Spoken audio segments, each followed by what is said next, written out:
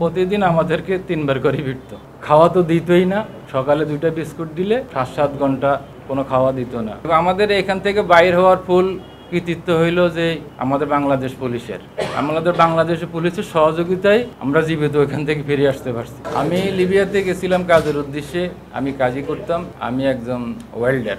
সকালবেলায় যখন আমি দোকান খুলি, এখনো খুলি নাই, যন্ত্রপাতি বাইর করছি, মেশিনপত্র বাইর করছি সাইডে যাওয়ার জন্য। ওই সময় আমার বাইর থেকে দরজা নক করা হয়।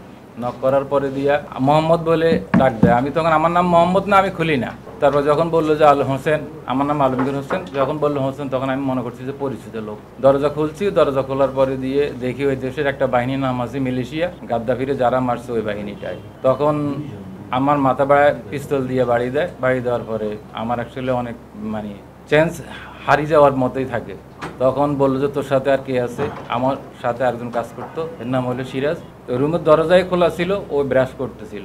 তখন রুমের ভিতরে যায়, যাই ওকেও মারার পরে বললো যে তোদের পাসপোর্ট কোথায়? তা বললো যে আমাদের পাসপোর্ট ব্যাগে। আমাদের পাসপোর্টের ব্যাগের ভিতরে টাকা জিনিস ছিল, ওগুলোও নিয়ে আনিছে, পাসপোর্টও নিয়ে আনিছে। নিয়ে নেওয়ার পরে দিয়ে আমাদেরকে দুজনকে মারছে, মাইরা গাড়ির ভিতরে ঢুকাই সিটের নিচে মাথা ঢুকাই দিয়া এরা কোথায় নিয়ে গেছে এটা আমাদের চিনার মতো কোনো ওয়াই ছিল না, কেননা আমরা দেখিই নাই। নেওয়ার পর ওইখানে আরেকটা বাহিনী আছে, ওদের কাছে রেখে চলে আসছে। চলে আসার পরে দিয়া আমরা কারোর সাথে যোগাযোগ করতে পারতেছি না, মোবাইল নিয়ে আনিছে।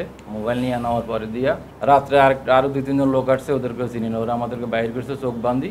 বাইর করার পরে ওইখানে একটা জৈতুন বাগান আছে, যেটাকে অলিভ অয়েল বলা হয়। ওই জৈতুন বাগানে ওইখানে নিয়ে যাওয়ার পরে দিয়া চোখ খুলে দেয়। চোখ খুলে দিয়ে ওইখান থেকে জৈতুনের ডাইল দিয়ে আমাদেরকে অনেক টর্চারিং করে। ওই দিন শুক্রবার থেকে পরের দিন আবার আসে, বিকালে আইসা কিছু জিজ্ঞাসা না করে বাইর করে অনেকক্ষণ মারছে।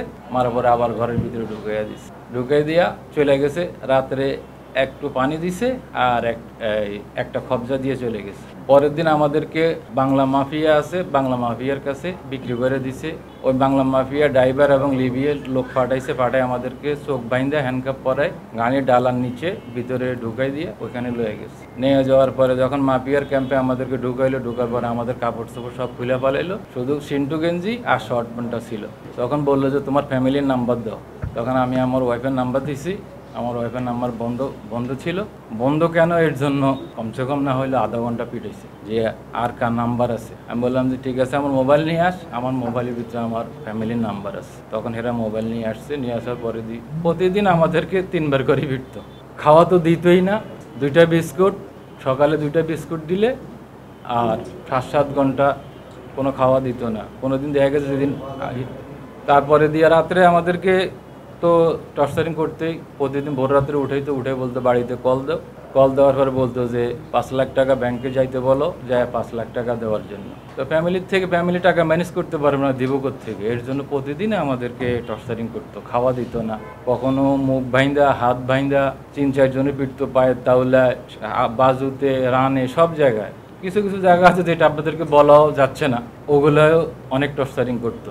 যখন ওনাদের একজন গ্রেপ্তার করা হয়, আমাদেরকে আরো বেশি মারতো যে তোরা বসে শেয়ানা হইছস, শেয়ানাগিরি দেখাইতে আসছস, টাকা যখন টাকা না দিবি তোদেরকে গুলি করে ফেলাই দেবো। যে যাকে ধরছে আমার ভাই এই যে সাদের ইয়েতে সহযোগিতায়, তখন আমাদেরকে আবার 1 সপ্তাহ চুপ রাখছে, আমাদের ফ্যামিলির সাথে যোগাযোগ করতে দেয় নাই। 1 সপ্তাহ পরে যখন আবার খোলার পরে যদি টাকা দাও, আমরা 2-4 লাখ টাকা, আমি সিরাজ, আমার দুজনকে একসাথে গ্রেপ্তার করে অপহরণ করছিল।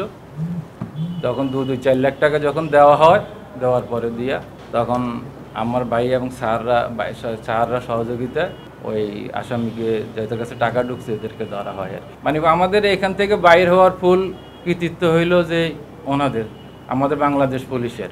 আমাদের বাংলাদেশের পুলিশের সহযোগিতায় আমরা জীবিত এখান থেকে ফিরে আসতে পারছি, না হইলে আমাদের ফিরে আসার কোনো চান্সই ছিল না।